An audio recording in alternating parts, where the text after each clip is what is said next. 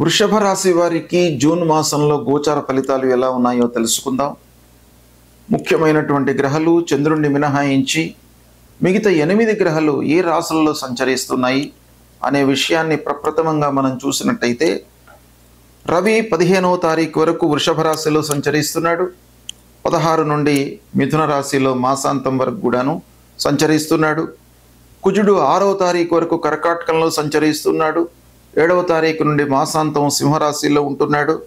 బుధుడు 6వ తారీఖు వరకు వృషభ రాశిలో సంచరిస్తున్నాడు.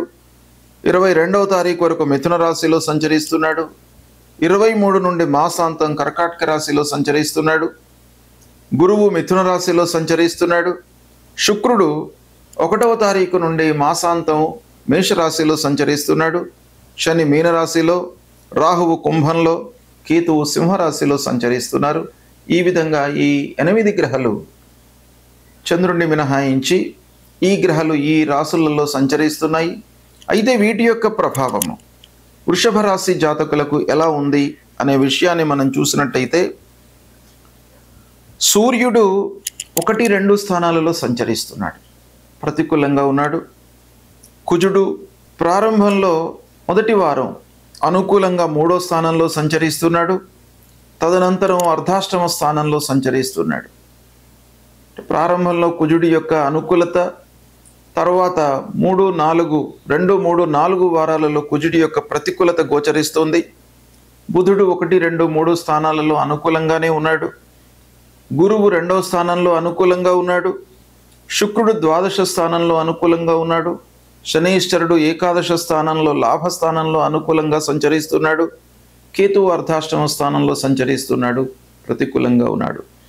ఈ విధంగా ఈ గ్రహాలు ఈ స్థానంలో సంచరిస్తున్నప్పుడు గోచర ఫలితం ఎలా ఉంటుంది అనే విషయాన్ని మనం చూసినట్టయితే ఓవరాల్గా ఈ మాసంలో అంటే జూన్ మాసంలో వృషభ రాశి వారికి గ్రహస్థితి మూలకంగా అనుకూలతనే ఎక్కువగా గోచరిస్తుంది. దీన్ని సద్వినియోగపరుచుకున్నట్టయితే మీరు చాలా అద్భుతాలు సృష్టించేటువంటి అవకాశాలు ఉన్నాయి. సంతృప్తిగా ఈ మాసాన్ని గడుపుతారు. ఇక బంధువర్గంతో మీకు సయోధ్య బాగా పెరుగుతుంది. అంటే స్నేహము, వాత్సల్యము, ప్రేమ, అనుబంధం ఇవన్నీ కూడాను ఈ జూన్ మాసంలో మీకు బాగా కలుగుతాయి. ఇక భూ తగాదాలు, ఆస్తుల విషయంలో పూర్వం ఉన్నటువంటి వైషమ్యాలు మొదటి వారంలో కొంతవరకు దూరమయ్యేటువంటి అవకాశాలు ఉన్నాయి. మళ్ళీ 2-3-4 వారాలలో భూముల విషయం లోపల కొంత మాంద్యం కనబడుతుంది. ఏవైనా కూడా మీరు సెటిల్మెంట్స్ ఉన్నట్టయితే మొదటి వారంలో చేసుకోవడం మీకు బాగా కలిసి వస్తుంది. ఇక కోర్టు కేసులలో మట్టుకు అనుకూలమైనటువంటి తీర్పు కనబడుతుంది, మీకు అనుకూలంగా ఉంటుంది వ్యవహారం. వ్యాపారస్తులకు క్రయ విక్రయము లాభసాటిగా కొనసాగుతుంది. వైద్య వృత్తిలో ఉన్నటువంటి వారికి, న్యాయవాద వృత్తిలో ఉన్నటువంటి వారికి, ఉపాధ్యాయ వృత్తిలో టీచింగ్ ఫీల్డ్లో ఉన్నటువంటి వారికి ప్రత్యేకంగా ఈ మాసం బాగా కలిసి వస్తుంది, అనుకూలంగా ఉంటుంది. ఆర్థికపరమైనటువంటి అభివృద్ధి కూడాను ఈ మాసంలో కనబడుతుంది. నలుగురిలో మంచి పేరును సంపాదిస్తారు. ప్రారంభించినటువంటి పనులు సకాలంలో పూర్తి అవుతాయి. ఉద్యోగస్తులకు ఆఫీసులో తోటి వారితో ఇబ్బందులు ఉన్నప్పటికీ అధికారులతో సత్సంబంధాల మూలకంగా మీకు ఆఫీసులో చాలా సంతృప్తి, పరపతి పెరుగుతుంది. మిమ్మల్ని గుర్తిస్తారు. పనితనానికి బాగా గుర్తింపు లభిస్తుంది. తద్వారా ఇంక్రిమెంట్స్, బోనస్ ఇలాంటివి కూడా మీకు కలిగేటువంటి అవకాశాలు ఉన్నాయి. విద్యార్థులకు బాగా కలిసి వస్తుంది ఈ మాసం. ఉన్నత విద్యకై చేసేటువంటి ప్రయత్నాలు బాగా కలిసి వస్తాయి. హయ్యర్ ఎడ్యుకేషన్ కొరకై మీరు విదేశీ ప్రయాణాలపై మనస్సు నిలుపుతారు. దేశీయంగా కూడాను మంచి సంస్థలలో చేరడానికి కాంపిటేటివ్ ఎగ్జామ్స్కి ప్రిపేర్ అవుతారు. అందులో ఉత్తీర్ణతలు సంభవించేటువంటి అవకాశం బాగా కనబడుతుంది. శుభకార్య ప్రయత్నాలు బాగా కలిసి వస్తాయి. ఇంటి వాతావరణం మీకు బాగా అనుకూలంగా ఉంటుంది. ఆనందదాయకంగా మీరు గడుపుతారు. సమాజంలో ముఖ్యంగా గౌరవ ప్రతిష్టలు మీరు పొందుతారు. ఉన్నత స్థాయిలో ఉన్నటువంటి వారితో మీకు సాహచర్యం ఏర్పడుతుంది. స్నేహ సంబంధాల మూలకంగా పనులు నెరవేరుతాయి. మాసం ప్రారంభంలో మంచి స్థితిలో ఉన్న వారితో ముఖ్యంగా పరిచయాలు బాగా ఏర్పడతాయి. తద్వారా మీరు కూడాను ఒక స్థితికి వచ్చేటువంటి అవకాశాలు ఈ మాసంలో బాగా కనబడుతున్నాయి. ఇక ఉద్యోగస్తులకు కొంత స్థాన చలనం గోచరిస్తోంది. పని భారం పెరుగుతుంది ఆఫీసులో, తద్వారా కొంత మానసికంగా అస్థిరత ఉద్యోగుల విషయం లోపల కొంత గోచరిస్తుంది. కాబట్టి ఉద్యోగస్తులు కొంత జాగ్రత్తగా ఉండడం మంచిది.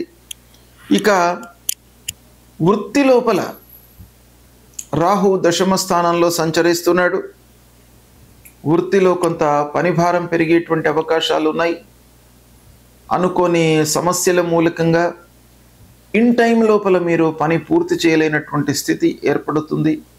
అయినప్పటికీ గురువు ధనస్థానంలో ఉన్నాడు, శనైశ్చరుడు లాభస్థానంలో సంచరిస్తున్నాడు.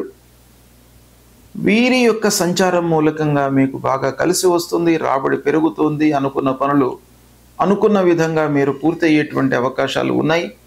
కొంత ఆలస్యము ఉన్నప్పటికీ మీరు పనులను పూర్తి చేయగలుగుతారు, చాలా సంతృప్తిగా ఉంటారు. ఆదాయం పెరిగేటువంటి అవకాశాలు ఈ జూన్ మాసంలో బాగా కనబడుతున్నాయి. ఇక ఇంటికి కావలసినటువంటి వస్తువులను కొనుగోలు చేయడంపై మనస్సు నిలుపుతారు. విలువైనటువంటి వస్తువులను కొంటారు. ఆభరణాలు, వస్తువులు, వస్త్రాలు, విలువైనటువంటి వస్తువులను కొనేటువంటి అవకాశం బాగా ఉంది ఈ మాసంలో. తద్వారా ఇంటి వాళ్లను, భార్య, పిల్లలను, కుటుంబ పెద్దలను అందరినీ కూడాను సంతృప్తిగా ఉంచేటువంటి అవకాశాలు బాగా కనబడుతున్నాయి. ఓవరాల్గా మనం చూసినట్టయితే వృషభ రాశి వారికి ఈ మాసము చాలా సంతృప్తిగా ఉంటుంది. ఈ గ్రహస్థితిని మీరు దృష్టిలో పెట్టుకొని చేసేటువంటి పనుల లోపల కొంత మనస్సు నిలిపినట్టయితే మీకు ఈ మాసం బాగా కలిసి వస్తుంది. లాభాలను పొందుతారు, సంతృప్తిగా ఉంటారు. జూన్ మాసంలో వస్తున్నటువంటి ముఖ్యమైనటువంటి పండుగలు, జయంతులు, వాటి ప్రాశస్త్యము, మనం చేయవలసినటువంటి కర్తవ్యము, వీటి గురించి తెలుసుకుందాం. జ్యేష్ఠ శుద్ధ దశమి గురువారం 5 జూన్ రోజున దశహర పాప దశమి వ్రతం. ఇది చాలా ముఖ్యమైనటువంటి వ్రతం. దశహర పాప దశమి అని దీనికి పేరు. అంటే ప్రతి మానవుడు కూడాను తెలిసి కొన్ని పాపాలు చేస్తూ ఉంటాడు, తెలియకుండా కొన్ని పాపాలు చేస్తూ ఉంటాడు, కొన్ని ఫోర్స్డ్గా కూడాను కొన్ని చేయవలసినటువంటి ఆగత్యం ఏర్పడుతుంది. ఈ విధంగా దశవిధ పాపాలు చేసేటువంటి అవకాశాలు బాగా ఉన్నాయి.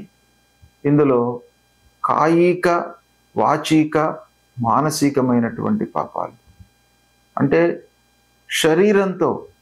శరీరము ఇన్వాల్వ్ అయ్యి చేసేటువంటి పాపాలు కొన్ని, మాట మూలకంగా ఎదుటి వాళ్లను ఇబ్బంది పెట్టడము, తద్వారా కలిగేటువంటి పాపాలు, మనస్సు లోపల అనర్థాలను ఊహించుకొని కీడును తలపెట్టి తద్వారా వచ్చేటువంటి పాపాలు, మానసికమైనటువంటి పాపాలు.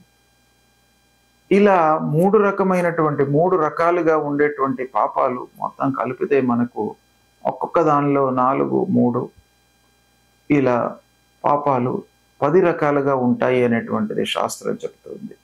అయితే ఈ పాపాలను తొలగిపోవడానికి ఈ దశమి రోజున గంగా స్నానం చేసినట్టయితే, అంటే గంగా భగవతి పూజ, మనకు దగ్గరగా ఉన్నటువంటి గోదావరి నది కానివ్వండి, గంగా నదికి కానీ వెళ్ళి స్నానం ఆచరించినట్టయితే ఈ దశవిధ పాపాలు దూరం అయిపోతాయి అనేటువంటిది శాస్త్రం చెప్తుంది. కాబట్టి మనము సంతృప్తిగా జీవనం కొనసాగించడానికి, చేసినటువంటి అకృత్యాలను దూరం చేసుకోవడానికి గంగా స్నానం అనేటువంటిది చాలా ముఖ్యమైనటువంటిది.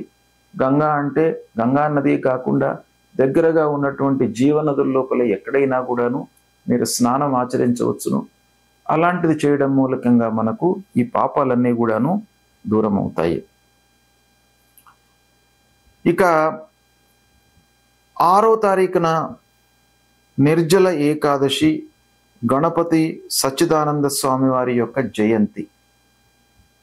ఈ నిర్జల ఏకాదశి, మనకు ఏకాదశి వ్రతం చాలా ఉత్తమమైనటువంటి వ్రతం. అన్ని వ్రతాల్లో కూడాను ఏకాదశి వ్రతానికి అత్యంత ప్రాధాన్యత మన శాస్త్రంలో ఇవ్వబడింది కాబట్టి మనము ప్రకృతి పరంగా, ఆరోగ్యపరంగా, శారీరకంగా మనం దృష్టిలో పెట్టుకున్నట్టయితే ఏకాదశి రోజున ఉపవాసం చేసి ద్వాదశి రోజున పారణ చేసినట్టయితే అద్భుతమైనటువంటి ఫలితాలు కలుగుతాయి.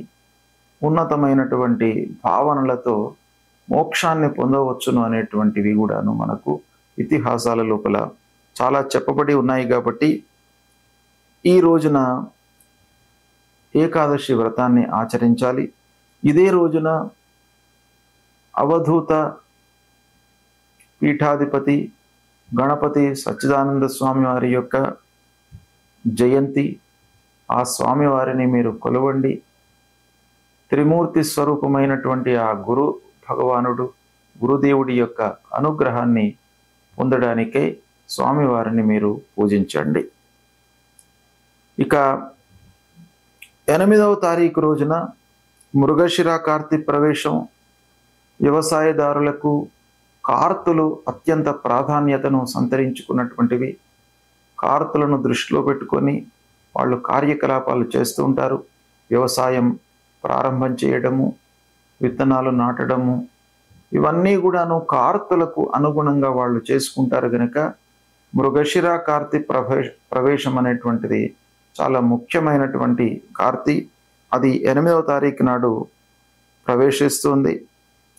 ఇక 10వ తారీఖు నుండి గురుమౌఢ్యం ప్రారంభమవుతుంది. గురుమౌఢ్యము అనంటే గురువు మనకు కనిపించకుండా లుప్తమవుతాడనమాట. ఆ గ్రహ గురుగ్రహము కనపడకుండా ఉన్నప్పుడు శుభకార్యాలు చేయకూడదు అనేటువంటిది శాస్త్రం చెప్తుంది. కనుక ఈ 10వ తారీఖు నుండి గురుమౌఢ్యం ప్రారంభమవుతుంది. దాంతో వివాహాది శుభకార్యాలన్నీ కూడాను నిషేధం. ఒక నెల రోజుల పాటు ఉంటుంది ఈ మౌఢ్యము.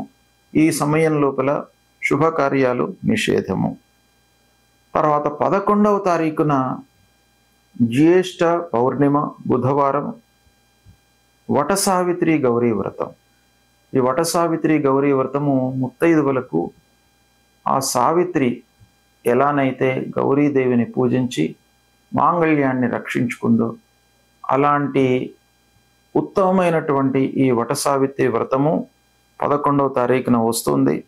దీన్ని కూడాను అందరూ ఆచరించి శుభప్రదమైనటువంటి జీవితాన్ని కొనసాగించడానికి ఈ వ్రతం బాగా ఉపయోగపడుతుంది. ఇక 14 జూన్ శనివారం సంకష్టహర చతుర్థి వ్రతం. సంకష్టహర చతుర్థి వ్రతము ప్రతి మాసం లోపల కూడాను పౌర్ణిమ తర్వాత తదియ కానివ్వండి, చవితి రోజున కానీ ఈ వ్రతం వస్తుంది. అందరూ కూడాను ఈ రోజున సంకష్టహర చతుర్థి వ్రతాన్ని ఆచరించి ఆటంకాలు లేకుండా మనము చేపట్టేటువంటి పనులు సుఖమయంగా పూర్తి కావడానికి, ఆ గణపతి యొక్క అనుగ్రహాన్ని పొందడానికై ఈ వ్రతాన్ని మనము ఆచరిస్తాం. ఈ వ్రతం లోపల ఉన్నటువంటి కర్తవ్యం ఏంటి అంటే, ఉదయం నుండి మనము ఉపవాసంతో ఉండి గణపతిని అర్చించి అభిషేకం చేసి సాయంకాలము చంద్రోదయం వరకు ఉపవాసము ఉండి చంద్రుణ్ణి చూసిన తరువాత ఉపవాస దీక్షను విరమించి అప్పుడు ఆ గణపతికి మళ్ళీ ఒక మారు ప్రార్థన చేసుకొని భుజించడము. ఇది ఈ సంకష్టహర చతుర్థి రోజున చేయవలసినటువంటి కర్తవ్యము. ఈ వ్రతము చాలా ముఖ్యమైనటువంటిది. కష్టాలు నివారిస్తాడు గణపతి, ఆటంకాలు రాకుండా మిమ్మల్ని కాపాడుతాడు. కాబట్టి ఈ సంకష్టహర వ్రతము అనేటువంటిది మీరు ఆచరించండి, శుభ ఫలితాలను పొందుతారు. తర్వాత 15వ తారీఖున మిథున సంక్రమణ ప్రవేశం అవుతుంది. ఈ సంక్రమణ రోజున పితృదేవతల ప్రీత్యర్థమై మనము ఎవరికైనా కూడాను కొంత అన్నదానం చేసినట్టయితే మీకు సత్ఫలితాలు పొందుతారు.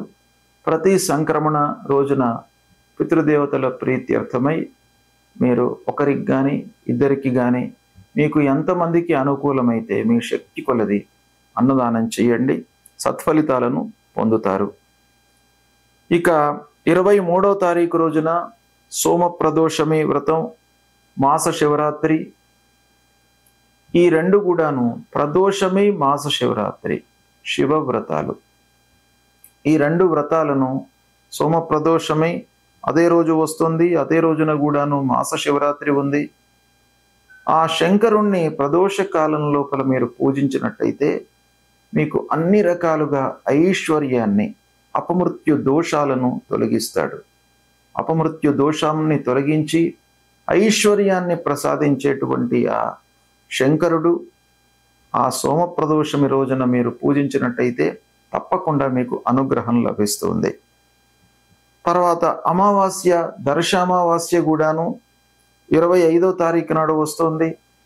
ఈ అమావాస్య రోజున కూడాను పితృదేవతల ప్రీత్యర్థమై మీరు అన్నదానం చేయండి.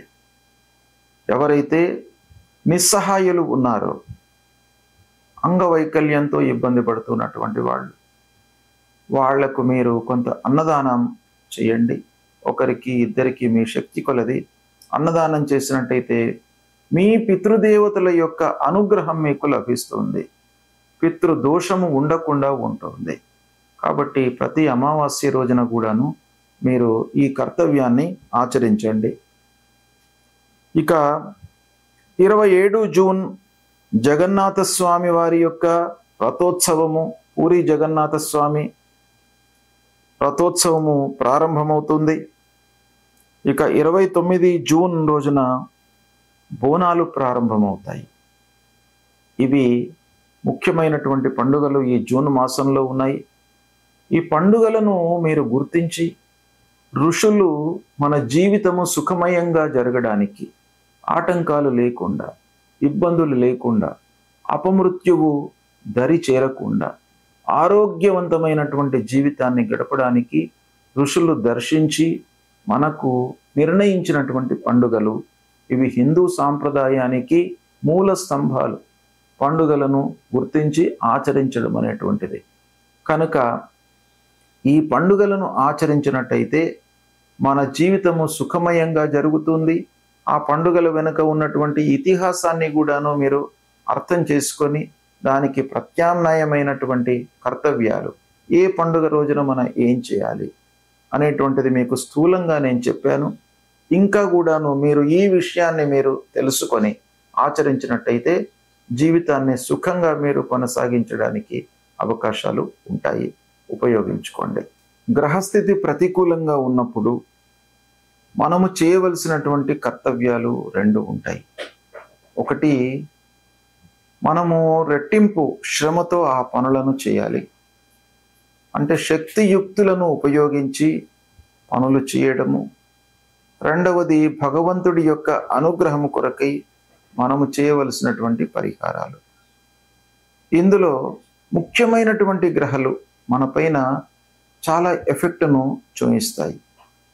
సూర్యుడు, కుజుడు, గురువు, శనేశ్వరుడు, రాహువు, కేతువులు. ఈ గ్రహాలు ప్రతికూలంగా ఉన్నప్పుడు మనం చేయవలసినటువంటి విధి విధానాలు, పరిహారం ఏంటి అనేటువంటి విషయాన్ని చెప్తాను. సూర్యుడు ముఖ్యంగా మనకు ఆరోగ్యాన్ని ఇచ్చేటువంటి గ్రహము. ఆరోగ్య ప్రదాత అయినటువంటి సూర్యుడి యొక్క అనుకూలత బాగా ఉండాలి. అంటే దుస్థానాలలో సంచరిస్తున్నప్పుడు సూర్యుడు మనం చేసేటువంటి పనుల లోపల ఆటంకాలు, శ్రమ, శారీరక ఇబ్బందులు కలిగించేటువంటి అవకాశాలు ఉంటాయి. కాబట్టి సూర్యుణ్ణి మనం ప్రసన్నం చేసుకోవడానికై ప్రతినిత్యం కూడాను ఉదయము స్నానం చేసిన తర్వాత సూర్య నమస్కారాలు చేయడము చాలా ముఖ్యమైనటువంటిది. మీరు 12 సార్లు సూర్యుడికి నమస్కారం చేసుకోండి. భూమికి కూడాను 12 సార్లు నమస్కారం చేయండి. నమస్కార ప్రియో భానుహు అని మీరు కేవలం నమస్కారం చేయడం మూలకంగానే మీకు ఆ సూర్య భగవానుడు మిమ్మల్ని అనుగ్రహిస్తాడు. మీరు చేసేటువంటిది చాలా కించిత్తు, కేవలం నమస్కారం. కానీ భగవంతుడు మీకు అనుగ్రహించేది మీకు ఆరోగ్యం. ఆరోగ్యమే మహాభాగ్యం. అలాంటిది మీకు కేవలం నమస్కారం మూలకంగానే వస్తుంది. కాబట్టి ప్రతినిత్యం కూడాను సూర్యుడికి నమస్కారం చేసుకోండి, భూమికి నమస్కారం చేయండి, మూలమంత్రాన్ని పఠించండి. సూర్యుడికి సంబంధించినటువంటి మూలమంత్రం జపా కుసుమ సంకాశం కాశ్యపేయం మహద్యుతిం తమోరిం సర్వపాపఘ్నం ప్రణతోస్మి దివాకరం అనేటువంటి ఈ మూలమంత్రాన్ని ప్రతినిత్యం కూడాను జపించండి. సూర్యుడికి అనుకూలమైనటువంటి జాతి రత్నం మాణిక్యం అంటే కెంపు. ఈ కెంపును ధరించండి. శివాభిషేకం కూడాను చేయండి. శివుడు కూడాను మీకు ఆరోగ్యాన్ని ఐశ్వర్యాన్ని ఇచ్చేటువంటి భగవంతుడు కాబట్టి ఈ సూర్యుడు ప్రతికూలంగా ఉన్నప్పుడు సూర్య భగవానుడితో పాటు శంకరుడికి కూడాను మీరు పూజించండి. తరువాత మన ఫలితాలపై అంగారకుడు అంటే కుజగ్రహం కూడాను బాగా ప్రభావాన్ని చూపిస్తాడు. కుజుడు ప్రతికూలంగా సంచరిస్తున్నప్పుడు మీరు సుబ్రహ్మణ్య స్వామిని పూజించండి, కాళీమాతను పూజించండి. ఎర్రటి పూలతో మీరు పూజించినట్టయితే ఆ అంగారకుడు మిమ్మల్ని అనుగ్రహిస్తాడు. ఈ అంగారకుడు అంటే కుజుడి యొక్క ప్రభావము నిర్వీర్యం కావడానికి, తగ్గడానికి, ప్రతికూల ఫలితాలు ఉండకుండా ఉండడానికి మీరు ప్రతినిత్యం కూడాను ధరణీ గర్భ సంభూతం విద్యుత్ కాంచన సన్నిభం కుమారం శక్తిహస్తంచ మంగళం ప్రణమామ్యహం అనేటువంటి మూల మంత్రాన్ని ప్రతినిత్యం కూడాను జపించండి. సుబ్రహ్మణ్య స్వామి దేవాలయానికి వెళ్ళండి. ఈ అంగారకుడికి ప్రీతికరమైనటువంటి జాతిరత్నము పగడం. పగడాన్ని ధరించండి. పగడాన్ని ధరించినట్టయితే కూడాను అంగారకుడు ప్రీతి చెంది మీకు అనవసరమైనటువంటి ఇబ్బందులు లేకుండా మిమ్మల్ని కాపాడుతాడు.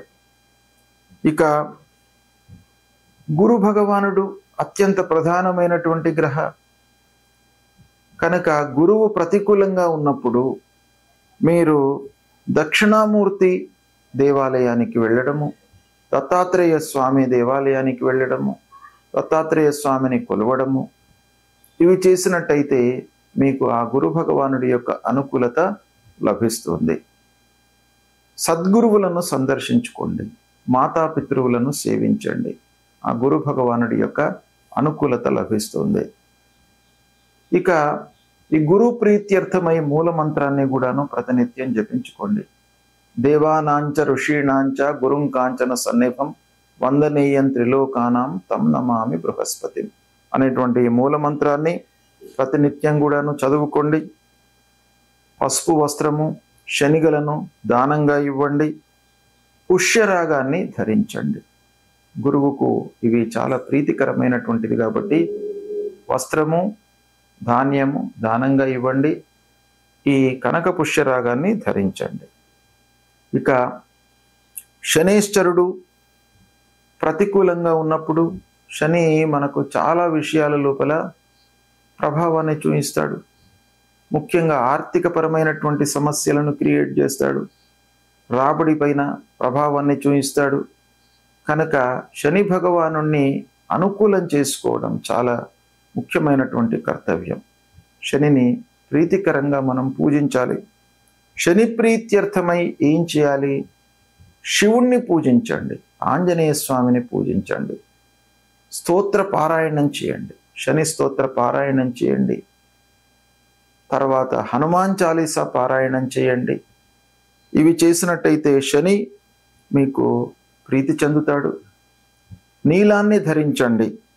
నల్లని నువ్వులు, నల్లటి వస్త్రము, ఒక ఇనుప ముక్క, వీటిని దానం ఇవ్వండి. ఇక శని ప్రీత్యర్థమై మీరు నీలాంజన సమాభాసం రవిపుత్రం యమాగ్రజం ఛాయా మార్తాండ సంభూతం తం నమామి శనైశ్చరం అనేటువంటి మూల మంత్రాన్ని ప్రతినిత్యం కూడాను జపించండి. ఇక రాహువు ప్రతికూలంగా ఉన్నప్పుడు, రాహువు కూడాను ప్రధానమైనటువంటి గ్రహ, ఛాయాగ్రహము, మనపైన మానసిక శారీరక ఇబ్బందులను క్రియేట్ చేసేటువంటి గ్రహము. అనవసరమైనటువంటి భయాన్ని కల్పించేటువంటి గ్రహము, ఆందోళనలకు గురి అయ్యేటువంటి అవకాశాలు రాహువు ప్రతికూలంగా ఉన్నప్పుడు బాగా ఉంటాయి. కాబట్టి రాహువును తప్పకుండా ప్రీతికరంగా మీరు చేసుకోవాలి. ఈ రాహు ప్రీత్యర్థమై దుర్గాదేవిని పూజించండి, మినుములు దానంగా ఇవ్వండి, గోమేధికాన్ని ధరించండి.